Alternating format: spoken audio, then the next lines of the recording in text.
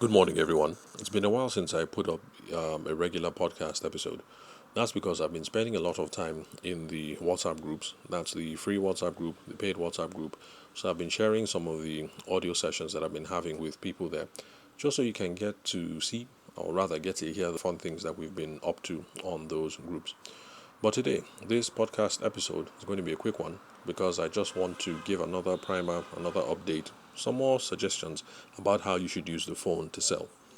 The reason why I'm doing that is because I received a phone call recently, somebody who has a photo studio in Abuja. Sorry, not a photo studio, a photo fulfillment center, photo books, calendars, what else? Brochures, those sorts of things, called me to do some business with me. Now, of course, since sales is my specialty, I always entertain everyone because I don't want people to feel there's lots of rejection that is involved in selling. So whenever people call because they're trying to sell their products or their services, I try to be polite. So I engage just so that there's a nice, friendly voice on the other side of the phone before they move on to the next rejection. So anyway, so I engaged with the person and I noticed that they did a couple of things right. First of all, making the call, that's the right thing to do. Going online, looking for contact details to call, that's the right thing to do. But unfortunately, the person didn't do some research. Anybody who has done some research on me by looking at Instagram handles or whatever you can find online would see that, yes, even though I started off as a wedding photographer 15 years ago, currently I spend a lot of my time doing sales coaching and business consulting. So that's easy to find out. So, with a little bit of research, and I'm not talking about much, just pulling up the Instagram handles, you should be able to see that, okay, even though this fellow started off as a wedding photographer, right now he's into something else. So it might not make sense to call on this individual to try and sell our products or services. So that's one mistake a lot of you make before you hit up people over on the phone or on LinkedIn or wherever it is that you're trying to drum up business. Do a little bit of research. It doesn't have to be extensive research. Pull up the person's LinkedIn page, pull up the person's Instagram handle, pull up their TikTok, pull up their whatever, and just scan. Scanning through somebody's page for 30 seconds is going to give you all the information you need about whether they might be suitable for your product or your service. So, if you're a cake person and you specialize in kiddies cakes, there's no point in ringing up someone if clearly this person is past menopause or maybe this person is past a certain age. Except if the goal is to call the person and see how they can start buying cakes for their grandchildren through you. So, this is just basic research that all of us should be doing. Now, another thing, the person called and I wasn't there at the time to pick up the call. So I came back later on. I saw a missed call, and of course, I called the person back because now that I'm a sales consultant, I call everybody back. You never know; there might be some prospects for business on the other end of the phone. So I called the person back, and she started off by trying to build some what's the word, commonality. She said, I got your number from so and so. So that's good. Trying to establish commonality. So top marks for that. But the crucial mistake that she made was this. She called someone, the person didn't answer, and then she took no further action. If we're going to invest time in calling people, we want to be sure that we maximize our chances for closing the deal.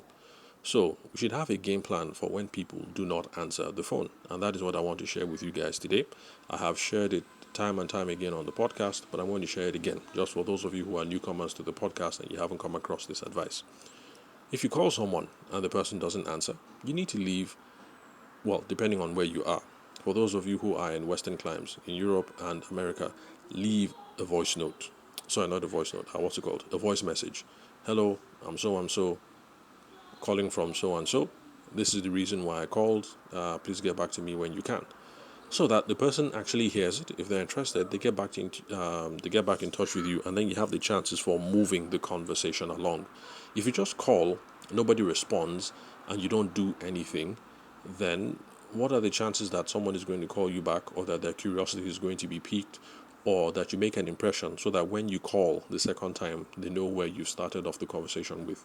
So calling and not leaving a voice message is just tantamount to wasting your time. So leave a voice message for those of you who are in Western climes. Now, for those of us, Nigeria, Ghana, where voice note is not a big deal. I don't know about South Africa.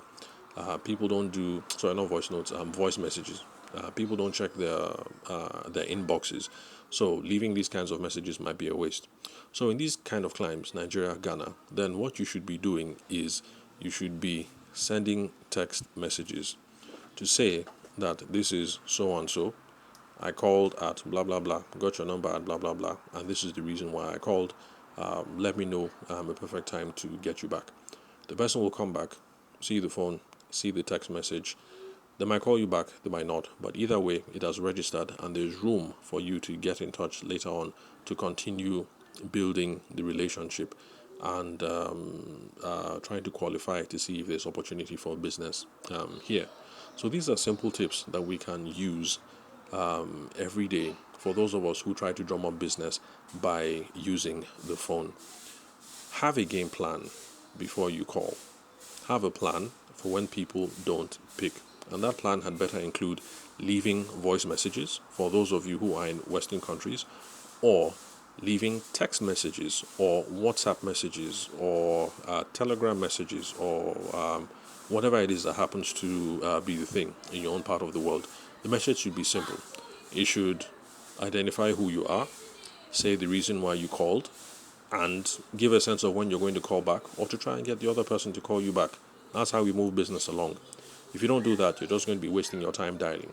And then please, I say it time and time again, but let's let this is the biggest one that everybody should imbibe.